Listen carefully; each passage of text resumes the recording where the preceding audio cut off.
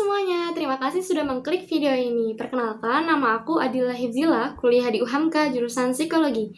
Pada kesempatan kali ini, insya Allah aku mau sharing sedikit sama kalian tentang terapi syukur dalam psikologi. Iya, terapi syukur dalam psikologi. Kita semua adalah makhluk Allah, yang mana Allah memberikan segala nikmatnya kepada kita, sehingga kita bisa merasakan nikmatnya hidup di dunia ini. Gerakan rasa syukur atas segala nikmat yang Allah telah berikan kepada kita seharusnya menjadi gerakan bersama yang kita lakukan dalam mencapai potensi kebahagiaan dan ketenangan hidup yang lebih ideal. Pemanfaatan terapi syukur dalam segala aspek kehidupan yang diwarnai oleh ketidakpuasan atas segala nikmat yang telah Allah berikan kepada kita merupakan salah satu dorongan perilaku rasa syukur kita untuk mengubah gaya hidup kita yang tadinya hedonistik menjadi lebih sederhana. Terapi syukur merupakan pengembangan potensi fitrah yang telah Allah berikan kepada kita, yaitu kecerdasan. Yang mana dengan kecerdasan manusia bisa mendayagunakan rezeki Tuhan dengan selalu berprasangka baik kepada Sang Pencipta. Ada sebuah jurnal yang menyatakan bahwa dimensi psikologi menjadi bagian penting dari perilaku syukur yang merupakan salah satu dimensi yang bisa mempengaruhi motivasi seseorang untuk membiasakan diri bersyukur kepada Tuhan. Dimensi psikologis yang tampak dalam perilaku syukur adalah menyangkut mental manusia dalam menggerakkan hatinya untuk berbagi kepada sesama setelah memperoleh kenikmatan dari Tuhan. Di sini aku mau memberikan beberapa teknik bersyukur dalam sudut pandang psikologi Qur'ani dan psikologi positif. Yang pertama, psikologi Qur'ani. Bersyukur dengan lisan. Dalam psikologi Qur'ani, bersyukur secara lisan adalah mengucapkan secara jelas kalimat Alhamdulillah atau segala puji bagi Allah, yang mana merupakan ucapan terima kasih yang tidak terhingga kepada Allah yang telah memberikan segala nikmatnya yang luar biasa kepada kita. Jika latihan syukur sudah kita lakukan setiap hari, maka mental positif yang ada di diri kita akan memberikan dampak besar untuk mempengaruhi kepribadian manusia itu sendiri. Contoh dalam kehidupan sehari-hari bersyukur dalam lisan seperti halnya kayak misalnya nih, kita habis ngerjain tugas terus udah selesai. Terus kita udah selesai kan nih tugasnya, kita ngucapin Alhamdulillah ya Allah, makasih tugasnya udah selesai. Yang kedua, bersyukur dengan hati. Setelah bersyukur dengan lisan, barulah kita bisa bersyukur dengan hati. Karena itu merupakan pengontrol bagi apa yang kita ucapkan setiap harinya. Jadi, setelah kita melakukan segala aktivitas dengan mengucapkan Alhamdulillah, maka seiring waktu hati kita pun akan juga ikut yakin dengan segala keputusan yang Allah berikan untuk kita. Contohnya, ketika kita ingin sesuatu tapi belum tercapai, kita harus yakin sama Allah. Pasti Allah itu bakal memberikan kita yang terbaik. Yang ketiga, bersyukur dengan perbuatan. Bersyukur dengan perbuatan yaitu melalui anggota badan yang digunakan untuk mengelola segala nikmat yang telah Allah berikan kepada kita di jalan yang benar. Contohnya, misalnya kita diberikan mata oleh Allah untuk melihat, maka gunakanlah mata untuk kita melihat segala sesuatu yang ada di sekitar kita dengan hal yang baik. Jadi gunakanlah segala tubuh kita, segala anggota badan kita untuk melakukan segala sesuatu yang baik-baik di jalan Allah. Yang kedua, teknik bersyukur dalam sudut pandang psikologi positif. Teknik bersyukur dalam sudut pandang psikologi Qur'ani dan psikologi positif memiliki sumber ajaran yang berbeda. Akan tetapi, dari kedua hal ini memiliki tujuan yang sama, yaitu sama-sama berterima kasih baik kepada manusia ataupun secara khusus berterima kasih kepada Tuhan yang telah mengabulkan doa dan permohonan manusia. Yang pertama yaitu bersyukur secara personal. Bersyukur dalam psikologi adalah pengakuan atas kebaikan orang lain yang telah memberikan bantuan atau berkontribusi penting kepada kita, yang mana pengakuan atas kebaikan orang lain itu merupakan rasa syukur kita yang harus selalu kita ingat. Yang kedua merupakan bersyukur secara transpersonal. Bersyukur secara transpersonal merupakan bentuk syukur yang sangat mendalam yang sudah melampaui batas diri manusia.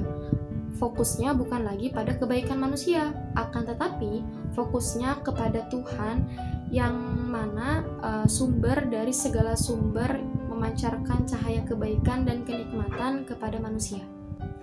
Selanjutnya yaitu latihan bersyukur. Meskipun perilaku bersyukur mudah untuk diucapkan, tetapi pada kenyataannya masih ditemukan beberapa kesulitan atau hambatan untuk melakukan hal tersebut. Oleh karena itu, ada beberapa hal latihan bersyukur yang harus kita lakukan. Yang pertama adalah ucapkan alhamdulillah pada setiap waktu. Di sini, ketika kita setelah melakukan berbagai macam aktivitas, maka kita hendaknya mengucapkan alhamdulillah. Ketika kita selesai belajar, mengucapkan alhamdulillah. Ketika kita selesai mandi, alhamdulillah. Ketika kita sudah menyelesaikan segala sesuatu, kita mengucapkan alhamdulillah. Sesering mungkin setiap waktu dibiasakan untuk mengucapkan alhamdulillah. Terus yang kedua ada membuat sistem pengingat atau membuat catatan syukur setiap hari. Dalam setiap harinya diusahakan untuk menulis kita sudah bersyukur apa aja nih selama hari ini. Kita nulis di kertas, misalnya ada 5 poin. Terus kita tulis, poin pertama kita sudah mengerjakan tugas, poin kedua kita sudah menyelesaikan apa sampai 5 poin. Intinya dalam setiap hari kita harus menuliskan beberapa poin tentang rasa syukur kita pada hari itu. Dan itu dilakukan setiap hari ya. Terus yang ketiga adalah menciptakan gelombang syukur di alam terbuka. Jadi kita melakukan rasa syukur ketika kita sedang berada di luar. Jadi kalau misalnya kita lagi ada di alam, terus kita tuh kayak bersyukur sama Allah, kayak ya Allah alhamdulillah alamnya bagus banget ya. Ya Allah alhamdulillah aku masih bisa kesini, masih bisa ngelihat pemandangan indah gitu. Intinya ciptakan gelombang rasa syukur kita di alam terbuka, di lingkungan sekitar kita. Selanjutnya yaitu perspektif psikologi positif tentang terapi syukur. Dalam sebuah jurnal, kajian syukur dalam psikologi positif pertama kali dilakukan oleh Robert A. Emmons dan Michael E. M. Psikolog yang berupaya mencari kekuatan atau energi positif dalam jiwa orang yang bersyukur. Sebelumnya, konsep syukur belum terjamah dalam kajian ilmu psikologi, sehingga mendorong Robert Emmons melakukan penelitian pada tahun 1998. Penelitian pertama Robert Emmons melibatkan para mahasiswa untuk menuliskan 5 hal yang menjadikan mereka bisa bersyukur setiap hari. Sementara mahasiswa selebihnya diminta untuk mencatat 5 hal yang membuat mereka berkeluh kesah atau tidak puas dengan apa yang sudah dijalaninya. 3 pekan kemudian, mahasiswa yang bersyukur memberitakan bahwa ada peningkatan dalam masalah kesehatan dan semakin membaiknya hubungan sosial di antara teman-teman mereka. Dari penjelasan di jurnal tadi, maka kita bisa menyimpulkan bahwa rasa syukur atau perilaku syukur itu juga bisa berdampak positif pada diri kita. Ketika seseorang merasakan rasa syukur, maka aura-aura positif atau aura-aura positif yang ada di dalam diri kita itu keluar, sehingga tubuh kita atau badan kita menjadi sehat, dan juga lingkungan-lingkungan di sekitar kita pun juga akan sehat. Karena ketika kita bersyukur, maka kita tuh kayak menyerahkan diri kepada Allah, sehingga rasa stresnya itu berkurang dan menyebabkan aura-aura positif yang ada di tubuh kita tuh keluar. Berbicara mengenai rasa syukur, sebenarnya di dalam Al-Quran sudah banyak banget penjelasan ayat mengenai rasa syukur ini. Bila akan memberikan satu contoh ayat di dalam Al-Quran, yaitu ada di dalam surat Ibrahim ayat ke-7. A'udzu billahi minasyaitonir rajim. Bismillahirrahmanirrahim.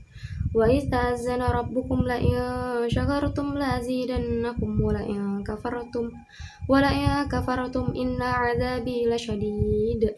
Yang artinya, dan ingatlah ketika Tuhanmu memaklumkan, sesungguhnya jika kamu bersyukur, niscaya aku akan menambahkan nikmat kepadamu. Tetapi jika kamu mengingkari nikmatku, maka pasti azabku sangat berat.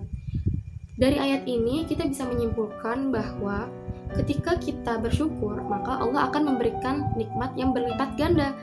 Akan tetapi kalau misalnya kita tidak bersyukur, maka Allah akan memberikan azab kepada kita. Na'udzubillah. Jadi teman-teman, kalau misalnya kita memiliki harta yang cukup atau yang sedikit, maka kita bersyukur aja dulu, karena kalau misalnya kita bersyukur nanti Allah akan melipat gandakan nikmatnya gitu. Kalau misalnya kita nggak bersyukur malah rugi buat diri kita sendiri, karena nanti kita kena azab. Jadi mendingan kita bersyukur aja, ya nggak? Semangat bersyukur. Cukup sekian dari Dila, kurang dan lebihnya mohon maaf. Kalau misalnya ada salah kata atau perbuatan, mohon dimaafkan. Jangan lupa ya, di akhir video aku minta like sama komen kalian. Semoga kalian bisa mendapatkan